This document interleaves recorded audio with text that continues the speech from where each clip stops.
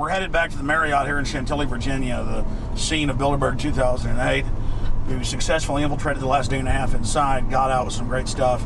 We've been tailed, and now we're going back to cover the dignitaries, the elitists, as they arrive. And right now is the prime time for them to start arriving for the next 3-4 hours. We took about a 30-minute break. I'm sure we missed a few, but it doesn't matter.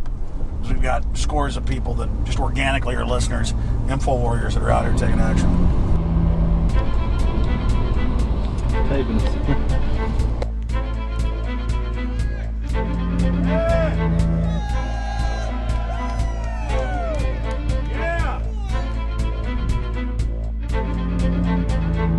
we're going to be out here for the next 3 days while you try to chart the future of our destiny. We're taking our destiny back. You're not our gods or our masters. We witnessed at least 7 convoys of armed Secret Service entering the Westfield's Marriott, and internal sources confirmed that both candidates did attend at least one meeting inside the conference.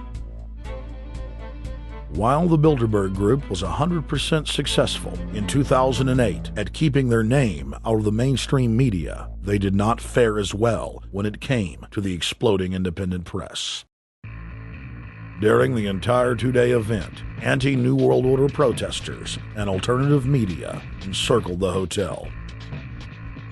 You are being exposed everywhere! From David Rockefeller, from John Edwards, from Bill Clinton. Your game of secrecy is over! You're gonna pay! Get him! It's up close! You piece of filth! You piece of trash! This is Bernanke, man! Bernanke, you're going down!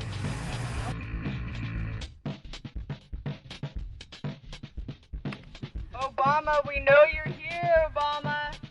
You cleared your schedule for the next 3 days. We know you're in Virginia. Arch criminals! New World Order scum! We are not your slave scum! Brave Americans came from all over the United States and bullhorned the main conference hall at close range as the global power brokers schemed inside. You are criminals! You control the central bank, you control the currency, and you're turning our beautiful country and world into a nightmare! The global elite are desperate to keep their organizational meetings a secret.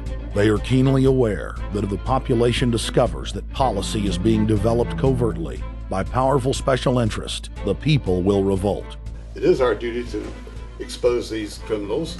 It's a criminal act under federal law for federal officials to have private meetings to discuss world policy with non-federal workers. So everybody from the State Department, Treasury Department, White House, Defense Department, and others who show up, as they always do, they're committing a criminal act simply by being here to attend a secret meeting with officials from other countries to discuss U.S. policy in the world. So literally it's a criminal act. And every newspaper, every broadcaster has a patriotic duty to expose these scum and the evil they project. The election primaries served as a great diversion, while the true future course of the nation was being set behind closed doors. You've got, obviously, the Bilderberger Group, founded by the former Nazi Prince Bernhard of Holland. You've got the Trilateral Commission, founded by David Rockefeller's Zbigniew Brzezinski. They're the ones who ran the Carter administration. Everybody in the Carter administration, from Carter and Mondale and Volcker and Brzezinski, were all members of the Trilateral Commission. Founding member of rap sensation Public Enemy, Professor Griff, gave us his view of the Obama phenomenon. Barack Obama's been given a pass by the Blue Bloods. He's been given the okay by certain secret societies for them to let him in. I truly believe imperialism and fascism needs a facelift. And that facelift is going to have to be black. And the reason why I believe that, simply because I think they're trying to go into Africa. Well, they're already in Africa. But they want to totally control all the natural minerals that they're going to need to carry themselves into the 21st, 22nd, and 23rd centuries. You follow me? So I think they have to go through a phase of galvanizing the masses of dark-skinned people. that truly believe that change needs to come, but the change that they're talking about is not necessarily change for the better as far as the masses of the people. It's probably a better change for them. It's not going to change for us, the little man on the totem pole. And no one looks at the agenda. Long as he positions himself right, have the right tie on, have the right smile, repeats the slogans over and over and drives it home, the average American is just going to swallow it hook, line, and sinker. And we don't even know what the agenda is. Writing in his 1964 book, With No Apologies, Senator Barry Goldwater said, "The Trilateral Commission is intended to be the vehicle for multinational consolidation of the commercial and banking interest by seizing control of the political government of the United States. The Trilateral Commission represents a skillful, coordinated effort to seize control and consolidate the four centers of power: political, monetary, intellectual, and ecclesiastical. What the Trilateral Commission intends is to create a worldwide economic power superior to the political governments of the nation-states involved. As managers and creators of the system, they will rule the future." Bilderberg issues executive decisions and prime directives to its subdirectorates for implementation. The Trilateral Commission takes the Bilderberg Group agenda and executes it through regional roundtable groups throughout Europe, Asia, and the Americas. The Council on Foreign Relations serves as the managing roundtable group in the United States sector. The Council on Foreign Relations has dominated every administration since the days of FDR.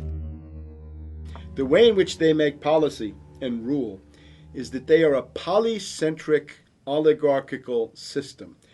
You have to be a finance oligarch. Remember, this is not a society ruled by generals, not by priests, not by bureaucrats, not by demagogues, none of those, but by bankers. Bankers rule, and the bankers set up these institutions. They set up things modeled on the Royal Institute for International Affairs, Chatham House, and the Milner Round Table of the period right after the Boer War, so even before World War I. You had the British setting up these round tables, institutes with publications and conferences, and this is how they make policy. Upon Obama's inauguration, members of the Bilderberg Group, Trilateral Commission, and CFR flooded into every position of power in the executive branch, replacing Trilateral Commission and CFR members who previously filled the positions during the Bush administration. When you look at the U.S. ruling class, you'd have to say that they're a really pathetic bunch of failures and bunglers. They are a miserable excuse for a ruling class. And that's one of the big problems we have, is you go from Clinton to Bush to Obama. What stays the same is the ruling elite that gives these puppets the orders that they act on.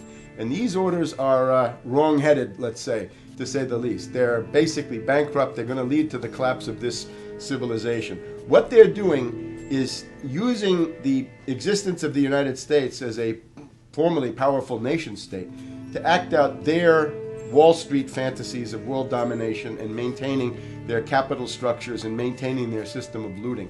And this can't be done. So the basic question is, they've hijacked our country and you got to take it back from them. You've got to drive Wall Street out of the government, and at that point you'd have a reasonable chance of getting back to prosperity and some kind of peace and order in international affairs. We had a chance to speak with economist and author George Humphrey.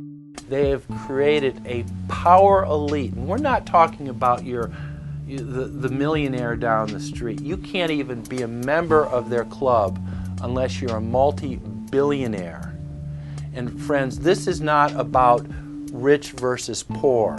This is about a very, very small handful of the worst criminal element on this planet, manipulating and destroying the good people of this nation and of this world. About this Obama with change.